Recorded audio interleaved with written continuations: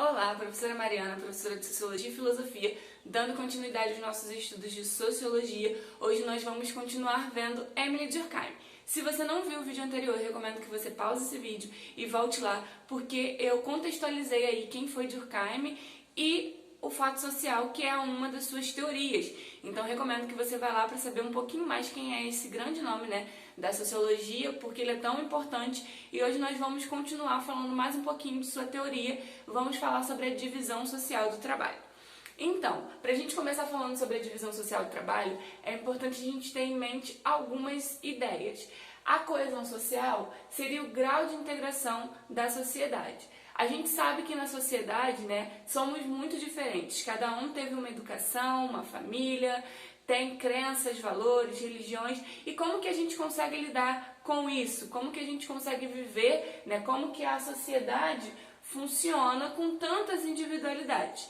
A coesão seria o que vai dar o toque ali da harmonia, Então, para Durkheim é interessante que essa sociedade ela seja harmônica, ela seja coesa.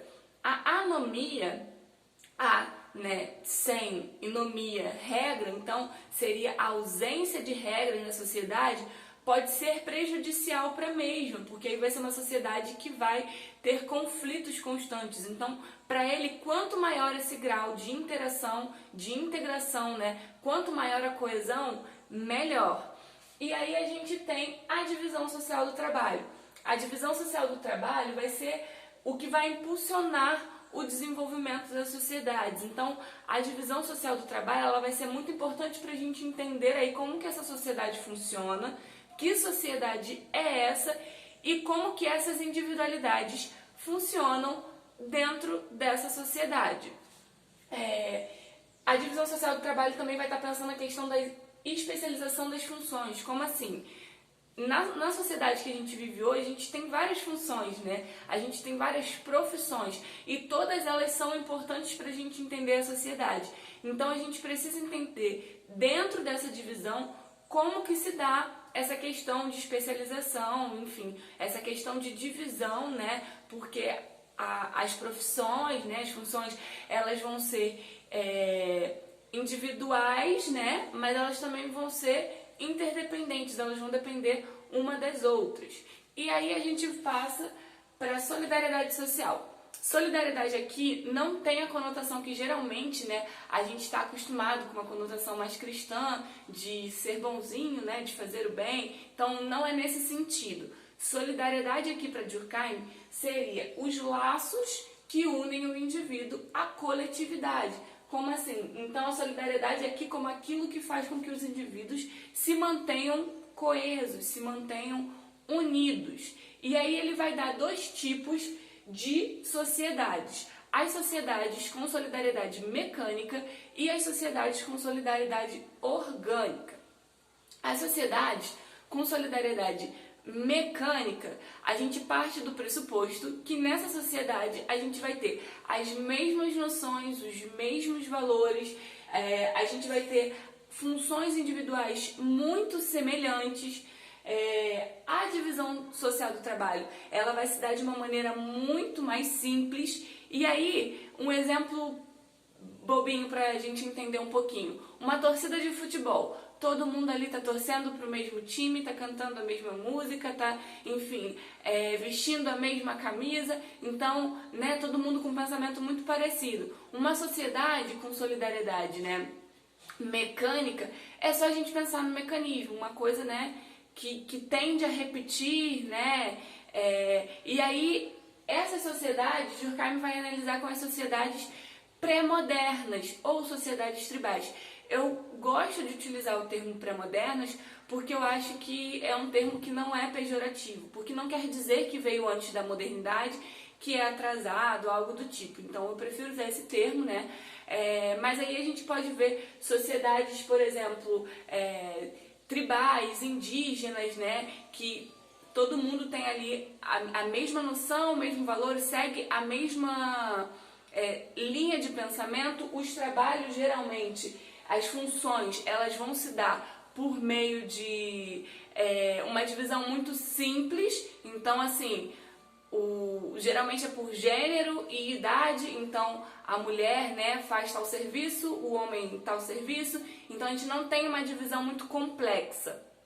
E aí a gente tem a solidariedade orgânica.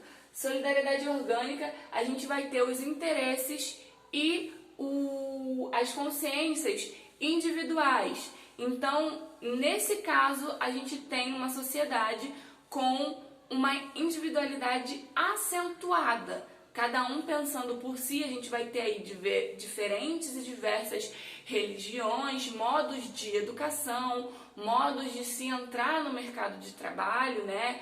Então, as funções individuais elas vão ser muito mais especializadas, então cada um contribui para a sociedade de acordo com aquilo que tem aptidão, né? Então você vai trabalhar naquilo que você quer, né? O que a gente pressupõe. E os valores e as crenças vão ser distintas. Você tem uma liberdade de escolha, né? Muito maior. Muita gente já reclama que tem muita religião e tal. Mas é interessante porque dentro de uma sociedade onde a gente tem aí essa individualidade acentuada, uma religião não daria conta, por exemplo, de que todo mundo se sentisse pertencido. Então é interessante que se tenha, né, a opção. E aí a gente vai ter uma divisão social do trabalho muito mais complexa. Então, como assim? A gente tem aí o padeiro, o lixeiro, o advogado, o médico, o professor, o comerciante. A gente tem várias profissões e todas elas são importantes para a engrenagem. É só a gente lembrar, quando a gente fala de sociedade com solidariedade orgânica, do nosso organismo. A gente tem aí o coração, o pulmão, o fígado, o rim, e todo mundo precisa estar funcionando, né, para o corpo funcionar. Quando um para, quando um adoece, isso vai refletir no corpo todo, né, em geral. Então a gente precisa, nessa sociedade, que todas as profissões, todas as individualidades estejam caminhando e estejam, né, trabalhando. Por exemplo, em 2018, a greve dos caminhoneiros. Muita gente aí, caminhoneiro, né, desprezava ou então não dava o devido valor, né? Mas dentro de um país onde a gente foi construído aí, né, através de uma malha rodoviária e que tudo a gente precisa aí, né, dessa malha e precisa de que alguém atravesse elas, e os caminhoneiros fazem esse serviço.